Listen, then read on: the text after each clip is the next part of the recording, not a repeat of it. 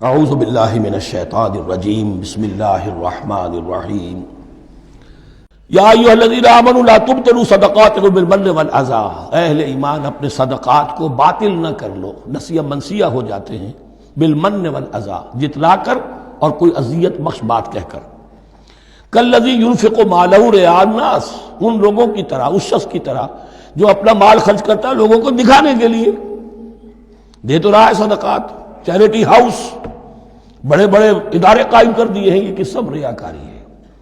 کوئی سرکار دربار میں رسائی کے لیے فاؤنڈیشنز بنے ہوئے، کچھ اپنے وہ ٹیکس بچانے کے لیے، کچھ اور اپنی ناموری، کیونکہ پھر الیکشن بھی لڑنا ہے۔ یہ سارے کام جو ہوتے ہیں اللہ جانتا ہے کس کی کیا نیت ہے۔ لا تبطلوا صدقاتکم بالمن والاذی کالذی ينفق مالہ رئاء الناس ولا یؤمن باللہ والیوم الآخر، جو ریاکاری کر رہا ہے وہ حقیقت میں ایمان نہیں رکھتا اللہ پر اور یوم آخر پر۔ یہ ریا اور یہ ایمان ایک دوسرے کی ضد ہے، جیسا کہ حدیث بار بار سنا چکا ہوں، من صلی یرائی فقد اشرک ومن صام یرائی فقد اشرک ومن تصدق یرائی فقد اشرک۔ جس نے دکھاوے کے لیے نماز پڑھی اس نے شرک کیا، جس نے دکھاوے کے لیے روزہ رکھا اس نے شرک کیا، جس نے دکھانے کے لیے لوگوں کو صدقہ خیرات دیا اس نے شرک کیا۔ ولا یؤمن باللہ والیوم الآخر فمثلہ کمثل صفوان علیہ تراب فاصابہ وابل فترکہ صلدا، تو اس کی مثال اس چٹان کی سی ہے، اس پر کچھ تھوڑا سا غبار، کچھ ریت جم گئی تھی، تو اگر کسی چٹان کے اوپر کچھ تھوڑی سی تہ آ گئی ہو مٹی کی، وہاں آپ نے کوئی بیج ڈال دیے، کوئی فصل بھی ہو گئی۔ فاصابہ وابل، اب آیا زوردار ایک بارش کا چھینٹا پڑا، زوردار بھی پڑا، فترکہ صلدا، وہ ساری اوپر کی تھوڑی سی تہ تھی، وہ مٹی بھی بہہ گئی اور آپ کی محنت بھی گئی، وہ آپ کا بیج بھی گیا اور آپ کی فصل بھی گئی۔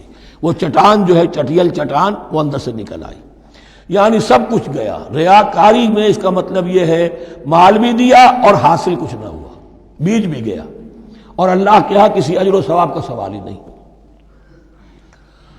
لا یقدرون علی شیء مما کسبوا، جو محنت انہوں نے کی تھی، اس تھوڑی سی مٹی جو جم گئی تھی اس میں بھی کچھ ہل چلایا تھا، کچھ بیج ڈالا تھا، اب اس میں کوئی قدرت انہیں حاصل نہیں ہے، سب کچھ گیا۔ واللہ لا یہدی القوم الکافرین، اور اللہ ایسے کافروں کو ہدایت نہیں دیتا، راہ یاب نہیں کرتا۔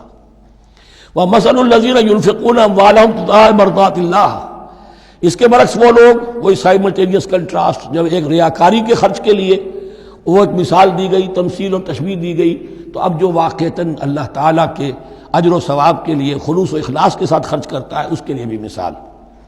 وَمَثَلُ الَّذِينَ يُنْفِقُونَ أَمْوَالَهُمْ ابْتِغَاءَ مَرْضَاتِ اللَّهِ، اور مثال ان لوگوں کی جو خرچ کرتے ہیں اپنے مال اللہ کی رضا جوئی کے لیے، خوشی حاصل کرنے کے لیے، وَتَثْبِيتًا مِّنْ أَنفُسِهِمْ، اور اپنے عزم کی پختگی کے ساتھ، اپنے نفس کی پختگی کے ساتھ۔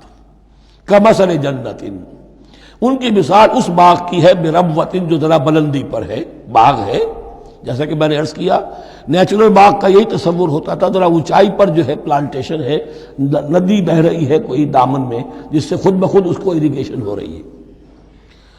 کمثل جنت بربوۃ، یہیں سے یہ قادیانیوں نے لفظ ربوہ لے کر اور اپنا وہ شہر بنایا ہے پاکستان میں۔ اصابہ وابل، اب اگر اس باغ کے اوپر زوردار منہ آ جائے، بھی آ جائے، خوب بارش برسے، فآتت اکلھا ضعفین، تو اس کا پھل جو ہے دگنا ہو جائے گا۔ فإن لم يصبها وابل فطل، اور اگر زوردار میںہ نہ آئے، بارش نہ برسے، تو تھوڑا بہت چھینٹا بھی پڑے گا تب بھی اس کا تو بہرحال پھل جو ہے وہ برقرار رہے گا۔ واللہ بما تعملون بصیر، اور جو کچھ تم کر رہے ہو اللہ تعالیٰ اس کو دیکھ رہا ہے۔ دروں بینی کرتے رہا کرو کہ تم یہ مال جو خرچ کر رہے ہو واقعتاً خلوص دل کے ساتھ، اخلاص نیت کے ساتھ اللہ ہی کے لیے کر رہے ہو، کہیں اس میں کوئی اور جذبہ، کہیں تمہارا غیر شعوری طور پر کوئی جذبہ شامل نہ ہو جائے، تو انٹراسپیکشن ہو، اپنے غریبانوں میں جھانکتے رہو۔ ایود احدکم ان تکون لہ جنۃ من نخیل واعناب تجری من تحتہا الانہار، کیا تم میں سے کوئی شخص پسند کرے گا کہ اس کا ایک باغ ہو اور کھجور کا درخت ہو اس میں، اور انگور کی بیلیں بھی ہوں، اور اس کے دامن میں ندیاں بہتی ہوں، نیچرل اریگیشن بھی ہے، کھجور کے درخت بھی ہیں، اور بیلوں کی ٹٹیاں لگی ہوئی ہیں انگوروں کی، اور انگوروں کی بیلیں ہیں۔ لہو فیہا من کل الثمرات، اس کے لیے اس باغ میں ہر طرح کا میوہ ہے.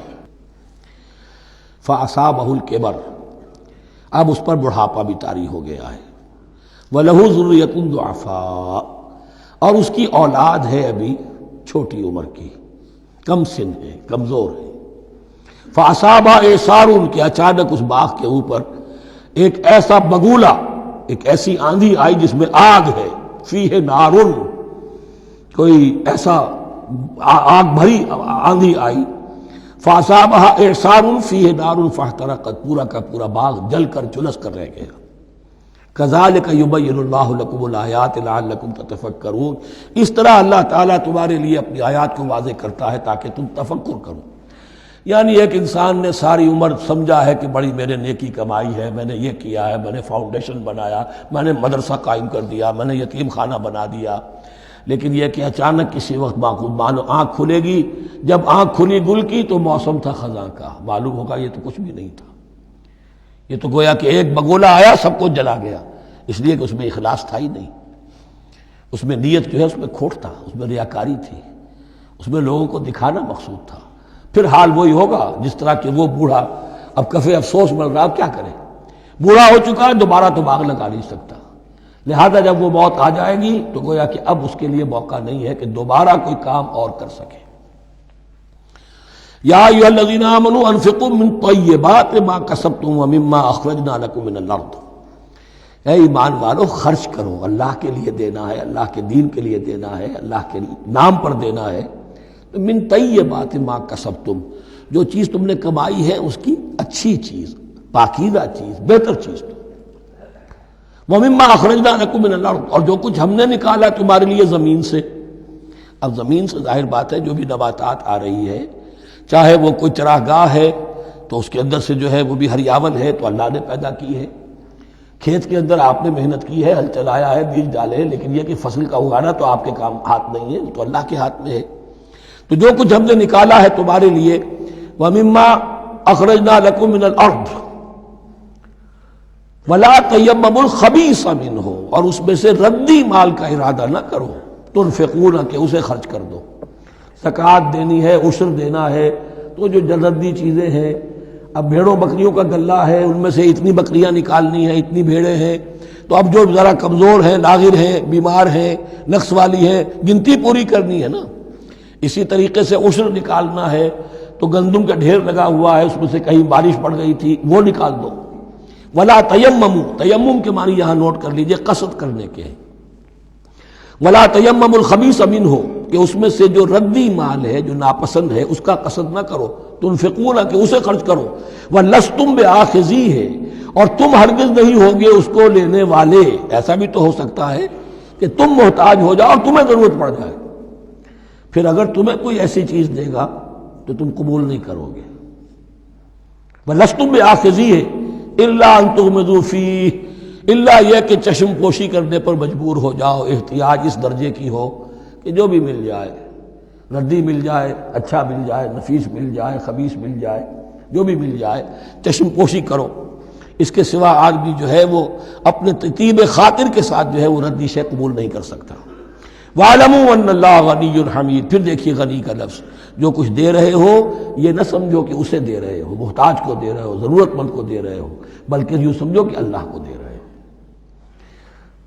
وَاعْلَمُوا أَنَّ اللَّهَ غَنِيٌّ حَمِيدٌ، جان لو کہ اللہ تعالیٰ غنی ہے اور حمید ہے.